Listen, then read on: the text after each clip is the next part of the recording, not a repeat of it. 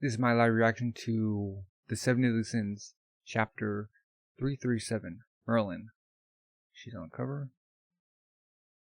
Lake. As for why Merlin wanted chaos, I will answer in her place. Just who are you? Show yourself. This smells fishy. Pardon me this one thing, for I cannot part from this lake. I was wrought from chaos. The ancients called me Lady Lake, or the same chaos. And I was like, Lady Lake? We ever heard that before? Oh yeah, the one who gave the holy sword to King Carfin. Sorry. I've been around over 3,000 years, and I've never once heard about any being of chaos, let alone from Merlin. Of course you haven't. That's because for the past 3,000 years, she's hidden it from you and everyone else. Huh?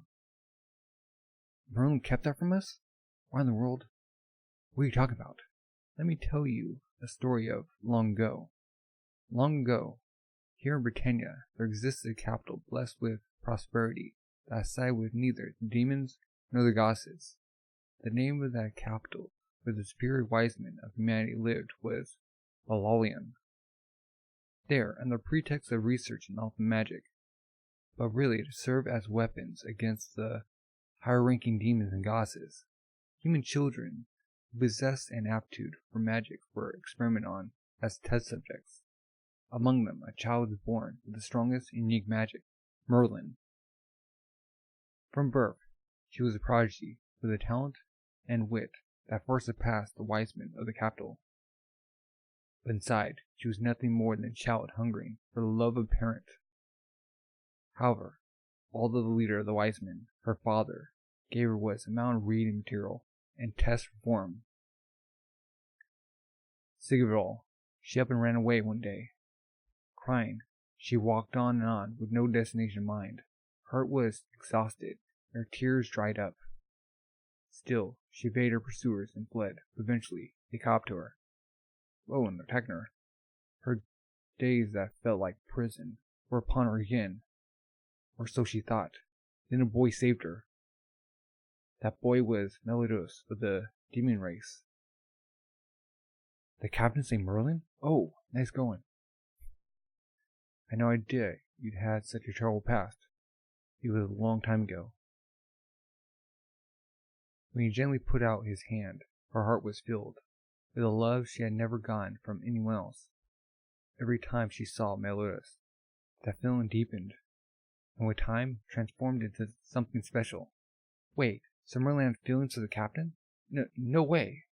Merlin, No matter how much time passed, Meliodas never developed romantic feelings for her. Flew off. Merlin worried, and thought, and then decided.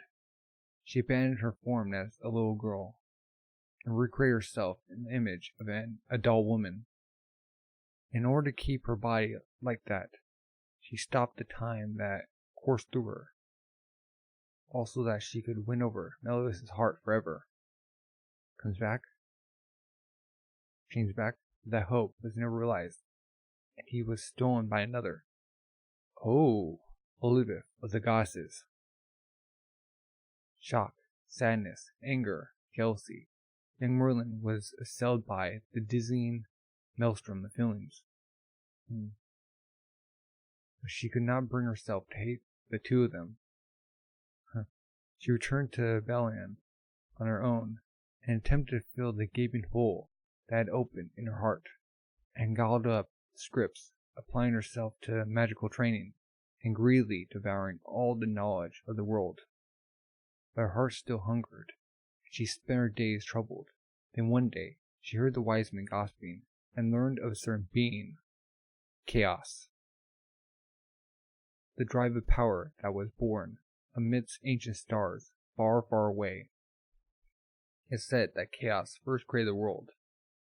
It bore the supreme deity and the demon lord and the sacred tree as its third offspring. Finally, the supreme deity created the celestial realm and goddess realm. The demon lord created the demon world and the demons, and the sacred tree created the fairy realm and its fairy folk. After that, Chaos created the fourth race, the giants. But they were a savage race, slaves to their power, and knowing nothing other than inflicting pain on each other, so that chaos was disappointed them. That's when chaos created humans. Kindness and cruelty, bravery and cowardice, love and loathing, beauty and beastliness. Everything went into them. Though incomplete, they were the perfect race that came closest to chaos. And like such a perfect work, the two gods were filled with jealousy and apprehension. They feared that the love and respect their own created races devoted to them would be stolen by their creator Chaos. So the Supreme Deity and Demon Lord worked together to seal Chaos away. Oh, so Chaos is in the lake. Upon hearing that, Merlin spent the next 3,000 years structuring her life around the aim of resurrecting Chaos. She believed that if she could revive Chaos, who gave rise to virtually limitless unknown, then her starving heart would most certainly be filled. A number of conditions had to be met for the resurrection to work. Defeating the Demon Lord was one of them. Therefore, Merlin used the 7 deadly sins, but she was only evening the ledger, as you all used her plain as well. Dine's like, shut up! I've stayed quiet and listened to this long enough. What do you think you know about us? Sure, there might be tons that I don't know, but Merlin has fought with the 7 deadly sins as a comrade alongside us. Indeed, it's true that I have not lived with her or even spoken with her. As for what I do know, I know that it was Merlin who asked the giant craftsman, Dabuzu, to forge the coffin of eternal darkness in order to steal away the Demon Lord and Supreme Deity. Huh? Ah, yes, and also, I know that she intentionally delayed the spell to stop time during the first battle in order to resurrect the Demon Lord, and that she reactivated the curse on Elizabeth that Meliodas had once broken, and that in the final battle against the Demon Lord, she drove her combo move into the lake. That is about all I know. It's like, stop talking nonsense. That can't be true. Merlin, stop standing there quietly and say something for yourself. To revive Chaos, it was enough to seal away the Supreme Deity and Demon Lord. One or the other had to be completely destroyed in order to disrupt the balance. Then you knew the captain's body would be taken over and let him revive that way? And one more condition. For the key to reawaken Arthur, I needed an explosive magic. By the way, if I hadn't directed the magic into the lake, Tanya would have been destroyed. And all that the Lady of the Lake is saying is, Merlin, look me in the eye and answer me.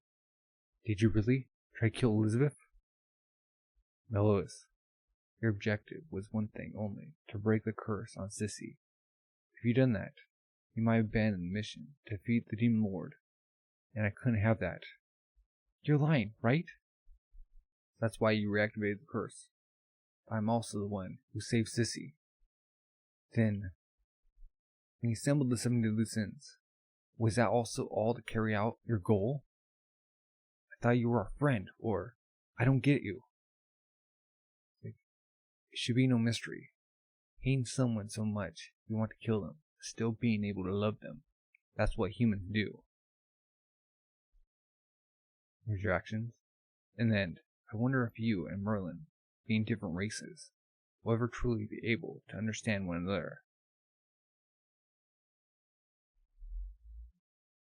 So she did all this because Meliodas saved her and she got feelings from him. Then Olivia came in the mix and he didn't feel the same way towards her.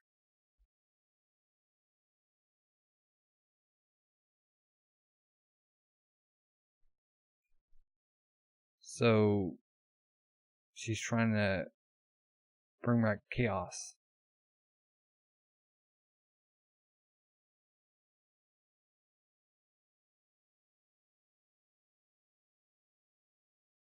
She kind of succeeded, but is the Lady of the Lake chaos? Or is Arthur chaos?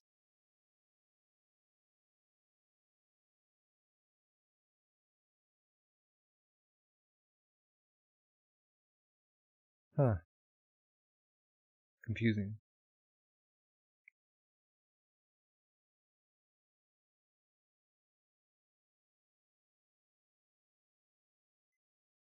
Huh.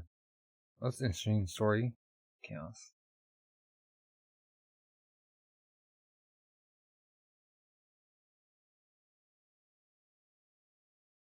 So, this plan's been on the works for like 3,000 years. Okay. So will they have to defeat Merlin to stop this, or is there another way? Because Melos isn't gonna like love Merlin the way he loves Liz.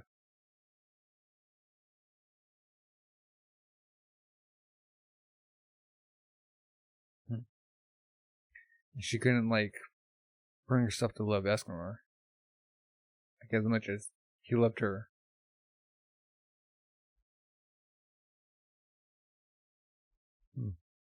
Well, what are your thoughts? And if you're new, subscribe, like, comment. Thank you for watching, and have a good rest of the day. Bye.